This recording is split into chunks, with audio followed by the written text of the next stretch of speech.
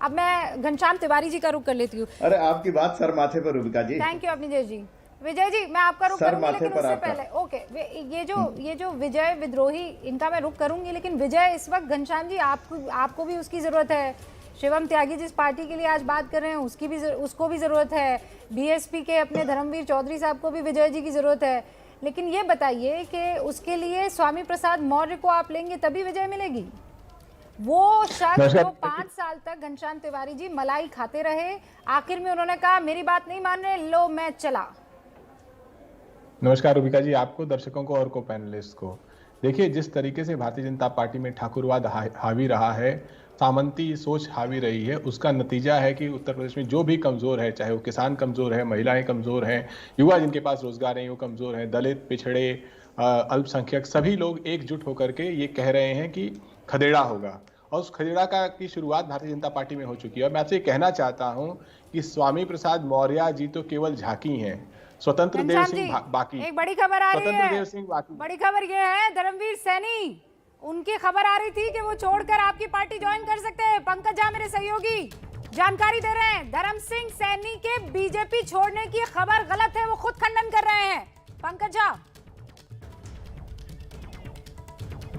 जी हाँ, मैं इसीलिए रूबिका कह रहा था ना कि जो 2-3 मंत्रियों के नाम थे जो स्वामी प्रसाद मौर्य अपने कैंप में गिनकर मान रहे थे, उनमें से एक धर्मवीर सिंह सैनी का था। वो क्यों था रूबिका कि जब 2016 में स्वामी प्रसाद मौर्य बीएसपी छोड़कर बीजेपी में आए थे तो उनके साथ धर्मवीर सिंह सैनी भी थे। तो मान के चला जा रहा था कि पैकेज डील में धर्मवीर सिंह सैनी भी होंगे। लेकिन कुछ देर पहले उनका स्टेटमेंट आया, उन्होंने कहा ये सब खबर जो है गलत है, मैं बीजेपी में हूँ और बीजेपी के साथ हूँ। हो क्या रहा, मैं इसके पर्दे के पीछे की खबर बताना चाहता हूँ रूबिका, कि जब स्वामी प्रसाद मौर्य तो चले गए, फोटो भी आ गई अखिलेश की, तो बाकी बचे जो नेता हैं उन पर न डैमेज कंट्रोल एक्सरसाइज चल रहा है। दिल्ली से लेकर लखनऊ तक बीजेपी के सीनियर लीडर बात कर रहे हैं, बोल रहे भाई किस बात की शिकायत है, हम सारी शिकायतें दूर कर देंगे। उसी में कुछ लोग ऐसे हैं जिनके जो लॉन्ग पेंडिंग डिमांड थे वो कुछ ही घंटों में पूरी हो गई, जो 5 साल में नहीं पूरी हो पाई थी। धर्मवीर सिंह सैनी के बारे में भी यही बताया जा रहा है कि उन्होंने अपना सब कुछ ठीक कर लिया, एडजस्ट कर लिया बीजेपी में।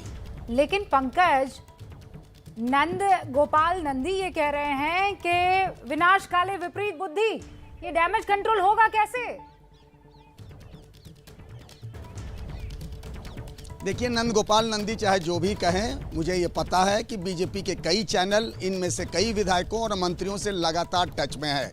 हो सकता है नंदी जी को इस बात की जानकारी नहीं हो, जैसे आपने खुद कहा, गौरव भाटिया ने ये ट्वीट किया और डिलीट कर दिया। कुछ देर पहले केशव प्रसाद मौर्य का आया था, वो स्वामी प्रसाद मौर्य को बड़ा नेता मान रहे थे।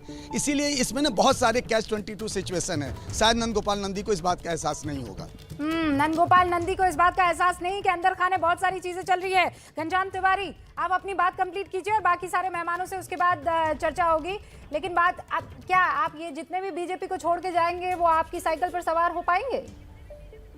देखिए, 11 दिसंबर से 11 जनवरी के बीच में भारतीय जनता पार्टी के 17 बड़े नेताओं ने पार्टी छोड़कर के समाजवादी पार्टी की सदस्यता ली है। स्वामी प्रसाद मौर्य जी के अलावा रोशन लाल वर्मा, भगवती सागर, ब्रजेश प्रजापति, ममतेश शाक्य, इसके अलावा अनेक पूर्व विधायक हैं, एमएलसी हैं। भारतीय जनता पार्टी में भगदड़ मची हुई है। हम रोजगार की बात करते थे, श्रम मंत्री हैं स्वामी प्रसाद मौर्य।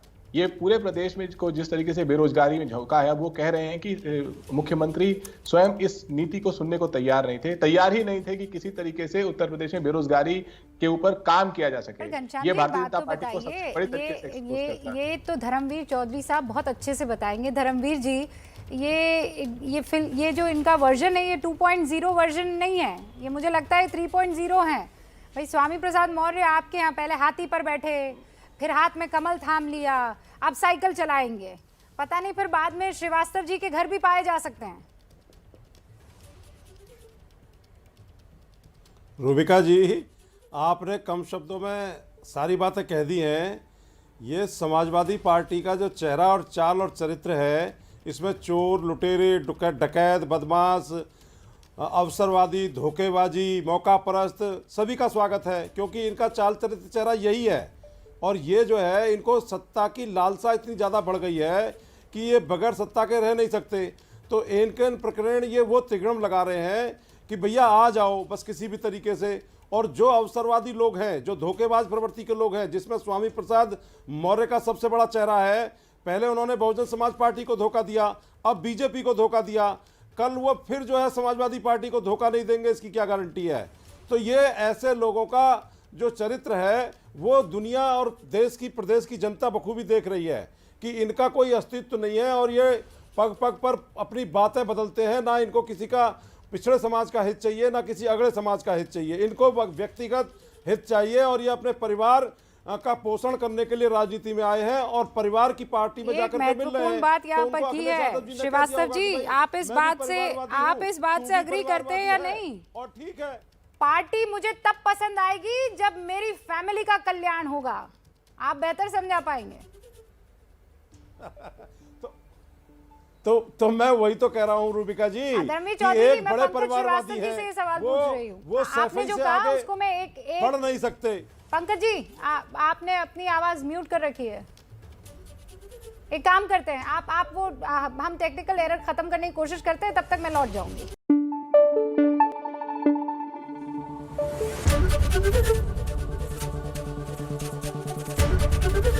एबीपी न्यूज आपको रखे आगे।